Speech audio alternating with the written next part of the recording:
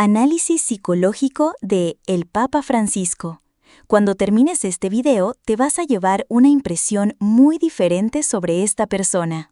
Para entender a Francisco, no basta con mirarlo como jefe de una institución milenaria, hay que leerlo como un director espiritual que, de pronto, se vio con un megáfono planetario. Su marca psicológica no es el poder, es el discernimiento.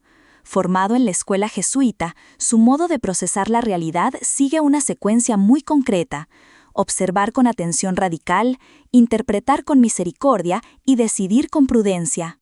Eso, traducido a comportamiento, explica por qué parece moverse despacio y, de pronto, sorprender con gestos que cambian el clima emocional.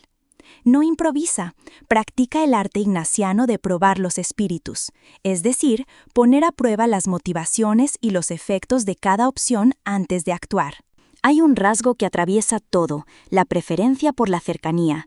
Su lenguaje sencillo, los abrazos espontáneos, el humor que desarma, son señales de lo que en psicología llamamos alta orientación afiliativa. Busca reducir la distancia social para poder influir desde la confianza, no desde el temor. Esa cercanía no es solo estilo, es estrategia de regulación emocional colectiva. En lugar de activar obediencia por intimidación, activa cooperación por identificación. Lo vemos cuando habla de tenderidad como fuerza, una inversión del guión habitual del liderazgo, donde lo blando se revela eficaz para abrir mentes y calmar resistencias. Su narrativa privilegia la periferia. Psicológicamente, eso es un reencuadre, desplaza el foco desde el centro hacia los márgenes para corregir sesgos de atención de la institución. En términos de psicología social, está haciendo bridging, tiende puentes entre universos que no se miran. Coste: el centro puede sentirse desatendido. Beneficio: amplía el mapa moral de la comunidad. Aquí opera una convicción profunda: si entiendes a quien esté en el borde, ajustas la brújula completa. Es un líder que usa el relato como herramienta de reforma silenciosa. Observa sus gestos simbólicos, elige la sobriedad, evita la pompa, prefiere el lenguaje coloquial. A primera vista, humildad. En profundidad, humildad performativa congruente. No es teatro vacío, su biografía espiritual lo ancló en prácticas de austeridad y examen de conciencia. Pero no es ingenuo, sabe que los símbolos moldean percepciones. Cambiar el coche o los zapatos no cambia una doctrina, pero cambia el tono emocional con que se discute todo lo demás. Ese manejo de señales se alinea con la teoría del liderazgo de servicio. El líder que sirve y escucha legitima, sin decirlo, nuevas reglas del juego. En el plano intrapsíquico, destaca su tolerancia a la ambigüedad. Hablar de misericordia sin negar la norma, escuchar a quien piensa distinto sin diluir identidades, ese equilibrio exige una estructura de personalidad capaz de sostener tensiones sin romperse. Aquí funciona una habilidad clave: mentalización. Francisco parece esforzarse por ver el mundo desde la mente del otro, incluso del que lo critica. Al practicar esa lectura de intenciones, desactiva la polarización afectiva, ese "si no piensas como yo, eres enemigo", y fija el terreno para el diálogo. No es concesión, es táctica psicológica para que la conversación no se clausure antes de empezar. Su manejo del conflicto muestra un patrón interesante: aplaza la confrontación cuando puede convertirla en proceso. Lo vimos en su insistencia en la sinodalidad: más que dictar soluciones, instala dinámicas donde la gente aprende a escucharse. En términos cognitivos, es distribución del pensamiento. Mueve la carga de decidir desde la cúpula al conjunto, generando aprendizaje organizacional. Ventaja: las decisiones nacen más robustas. Riesgo: desespera a quienes esperan certezas rápidas. Pero incluso ese despacio tiene intención, rebaja la reactividad, permite que los argumentos compitan sin ruido emocional excesivo y reduce la posibilidad de decisiones impulsivas. Hablemos de la gestión del yo. A diferencia de líderes enamorados de su propia imagen, él usa el humor como antídoto contra la inflada grandiosidad. La autorrisa, reírse de sí a tiempo, reduce la idealización parasocial y humaniza. Desde la psicología clínica, el humor es un mecanismo de afrontamiento maduro, permite elaborar lo difícil sin negarlo.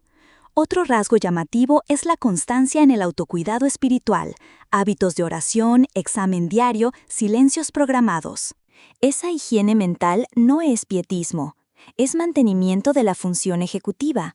Un cerebro que se detiene a menudo decide mejor y resiste más el estrés crónico.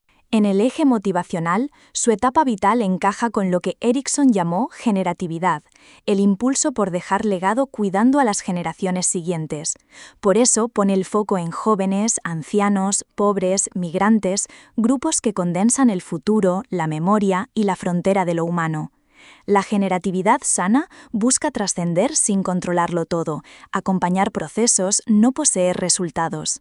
Ahí hay una virtud y también una tensión, orientar sin imponer, empujar sin asfixiar. Su lenguaje de procesos es clave, cambiar culturas lleva tiempo, y él parece más interesado en mover placas tectónicas que en titular mañana.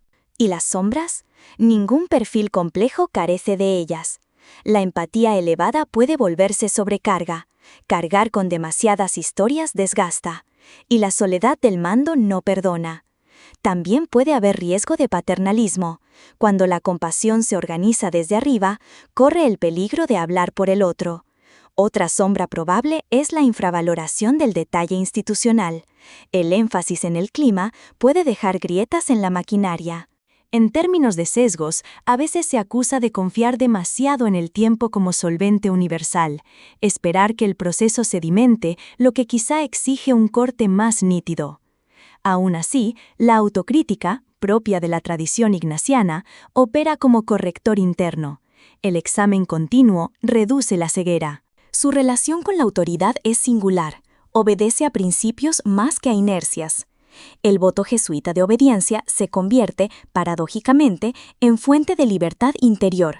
Quien aprende a obedecer con discernimiento no teme contrariar expectativas si la conciencia lo pide.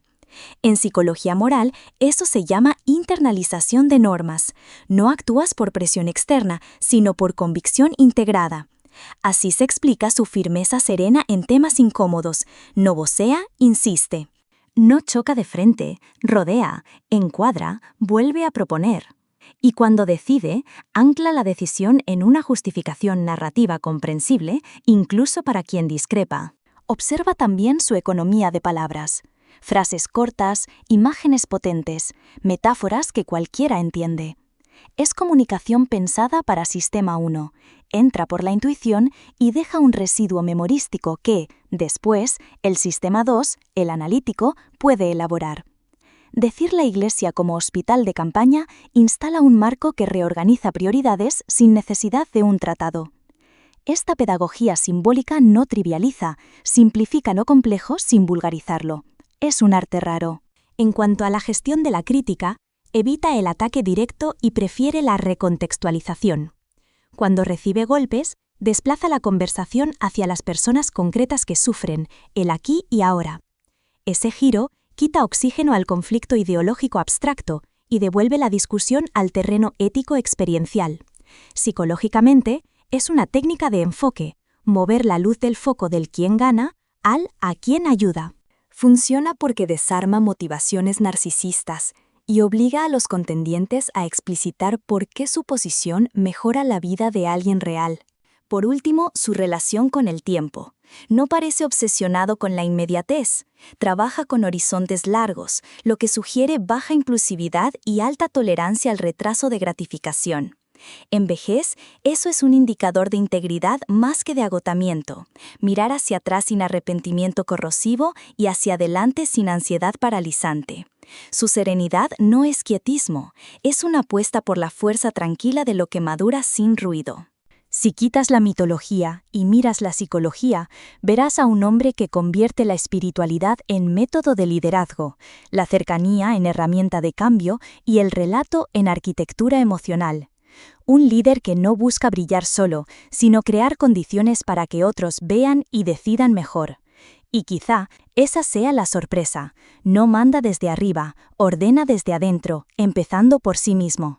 Cuando termines este vídeo, tal vez descubras que el poder de Francisco no está en lo que decreta, sino en cómo, con 1000 gestos mínimos, ha ido reeducando la forma en que pensamos lo importante.